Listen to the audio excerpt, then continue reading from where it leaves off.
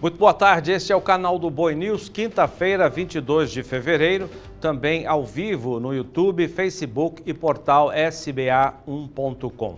Retransmissão SRC TV de Andradina, AR+ TV e TVC Gazeta de Araçatuba.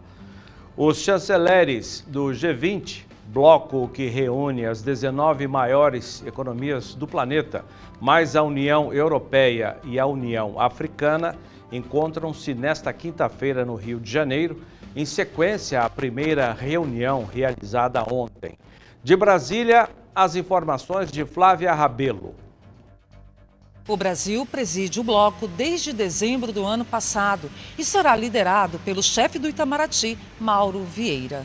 A liderança brasileira faz parte do sistema de presidências rotativas do G20 e dura até novembro deste ano. Debates relacionados a temas quentes do cenário político internacional, como os efeitos das guerras Israel-Hamas e Rússia-Ucrânia, reforma dos organismos internacionais como ONU, Organização Mundial do Comércio, bancos multilaterais, além da crise diplomática entre o Brasil e Israel, estão na pauta do encontro. Todos os países que compõem o bloco, incluindo a União Europeia e Africana, vão enviar seus chanceleres ou representantes diplomáticos ao Museu Nacional na Marina da Glória, no Rio de Janeiro, onde será realizada a reunião desta quinta-feira. É a primeira vez que o Brasil ocupa a presidência do Fórum. O presidente Luiz Inácio Lula da Silva participa da abertura do evento. De Brasília, Flávia Rabelo. Agentes de mercado ouvidos pelo Banco Central reduziram a expectativa de inflação para 2024. Veja números do Boletim Focus divulgado nesta quinta-feira. A projeção do IPCA, Índice Oficial de Inflação, caiu de 3,82% para 3,81% este ano.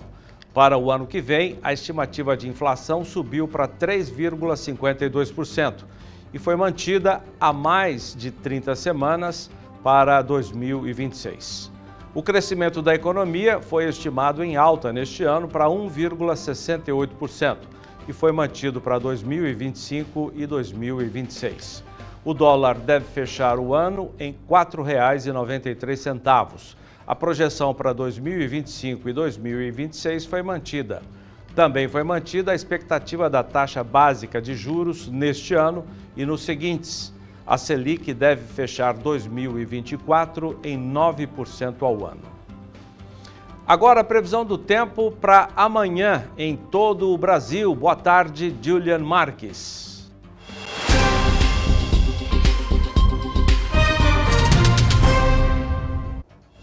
Zaidan, boa tarde para você e boa tarde a todos. Nesta sexta-feira, o tempo vai seguir firme em boa parte da região norte. Isso desde o norte do Amazonas até Roraima. A gente vê pouca presença de nuvens e muito calor.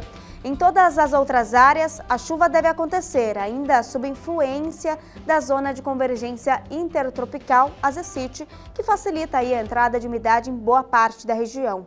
Então, a chuva acontecerá de maneira muito persistente no leste do Pará e também no Tocantins. Inclusive, toda a região do Mato Piba, áreas do norte de Goiás, Distrito Federal e boa parte do interior de Minas já devem ter muita nebulosidade na manhã de sexta-feira e chuva a qualquer hora até a noite. Serão pancadas que devem ser fortes, acompanhadas de rajadas de vento, descargas elétricas e possibilidade de granizo no interior mineiro. O sul de Mato Grosso, sul de Goiás e também Mato Grosso do Sul, a gente vê ali São Paulo, deve ter pancadas ali mais isoladas que acontecem intercalando com períodos de melhoria, até com eventual abertura de sol. O litoral catarinense, assim como o litoral norte do Rio Grande do Sul, deve ter chuva passageira. Além disso, falando do território gaúcho, a aproximação de uma frente fria vai acabar ajudando a formação de nuvens carregadas e serão pancadas que chegam já a partir da tarde. É isso, Zaidan, volto com você aí no estúdio. Obrigado, Julian.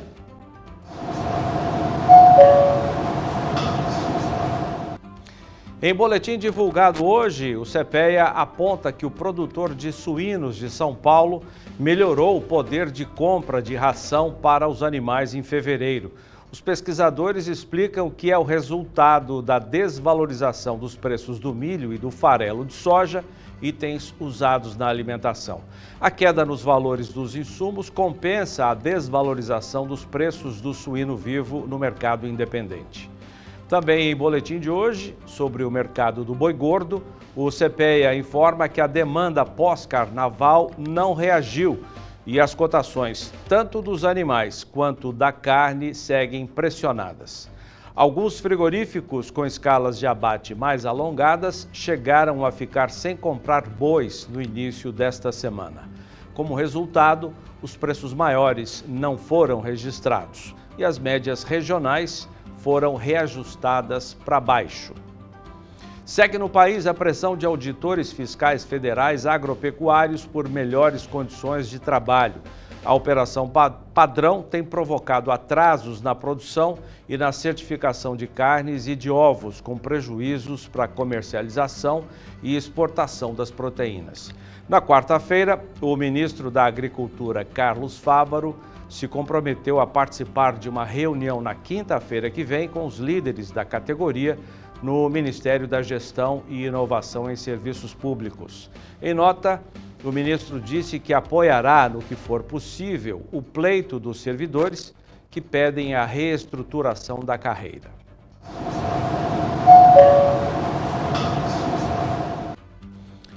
Em entrevista nesta terça-feira ao programa Agricultura BR do Canal do Boi, o presidente da AproSoja Brasil falou dos preços em baixa e da expectativa da produção de soja no Brasil na atual safra. Veja um trecho do que disse Antônio Galvão. Só a gente está vendo esse cenário com muita preocupação. Como você falou aí, analista de mercado, e o analista de mercado normalmente retrata Chicago, né?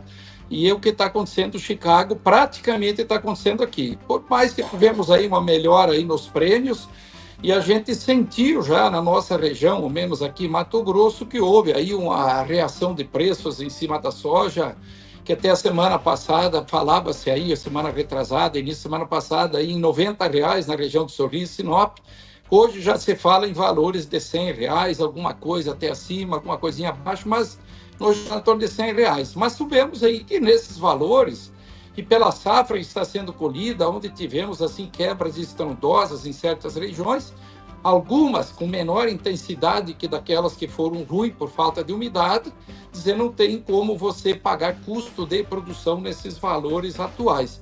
E a nossa quebra de safra, com certeza, é bem maior do que aquelas divulgadas, principalmente pelas empresas privadas, porque já o próprio Ministério da Agricultura reconhece uma safra abaixo de 145 milhões de toneladas, e qual a AproSoja Brasil tem previsto, em contato com os produtores rurais, os nossas credenciadas junto à AproSoja Brasil, são 16 AproSojas estaduais, falamos aí ainda em 135 milhões de toneladas, até com uma tendência de ser menor, até pelo que a gente tem levantando de números.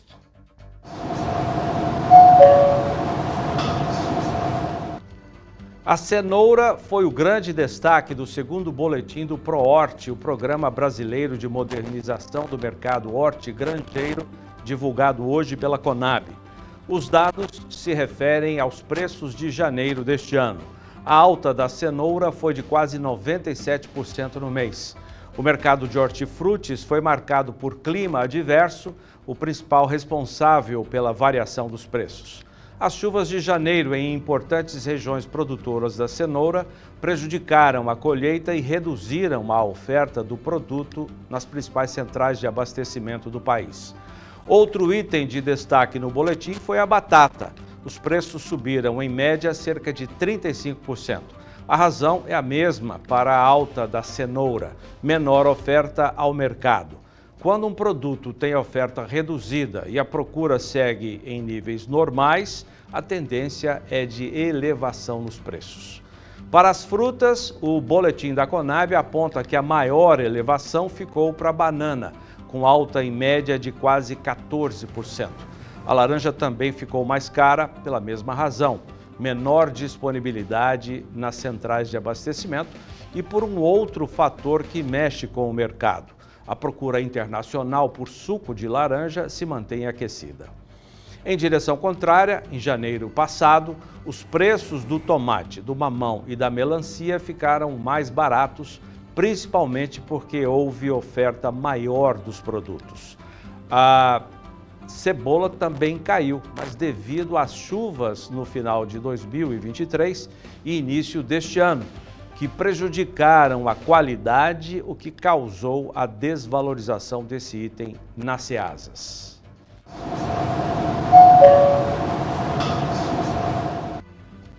A maior procura por ovos, típica do período de Quaresma, tem movimentado o mercado de postura em São Paulo, principal produtor. O estado responde por 32% da produção nacional. De Araçatuba, as informações de Gustavo D'Angelo. A Quaresma é um período religioso que tem reflexo na avicultura, já que durante 40 dias, muitos católicos diminuem o consumo de carne vermelha e usam o ovo como opção de substituição, o que acaba gerando um impacto no setor avícola de postura, principalmente aqui em São Paulo, estado que lidera o mercado de ovos no Brasil, onde mais de 50 bilhões são produzidos todos os anos no país. E o consumo médio é de 242 unidades por pessoa, sem contar com as exportações. Como em todos os anos, durante o período de Quaresma, sempre existe um aumento do consumo de ovos pela substituição das carnes, principalmente carnes vermelhas, de bovinos, pelos ovos. Com o início da Quaresma, as granjas precisam dar uma atenção especial para a produção de ovos. Isso porque, nesse período, a demanda cresce e os avicultores precisam estar preparados. O setor sempre se prepara para atender essa demanda que pode variar de 15% até 25% a mais do consumo de ovos. Com as vendas aquecidas, os preços sobem e tendem a registrar novos reajustes positivos no decorrer da Quaresma. Com relação ao custo de produção, o setor vive um cenário de instabilidade, mas tem perspectivas positivas e espera que os desafios possam ser atenuados. Houve uma diminuição não muito significativa do custo de produção em função de uma diminuição do preço do milho. Mas isso daí está muito ainda instável em função do que se tem comentado a nível mundial da produção de milho e com respeito à soja, a quebra na produção de soja brasileira. De Araçatuba, São Paulo, Gustavo D'Angelo. CB News termina aqui. Muito obrigado pela sua audiência e companhia. O programa volta amanhã ao meio-dia. Até lá.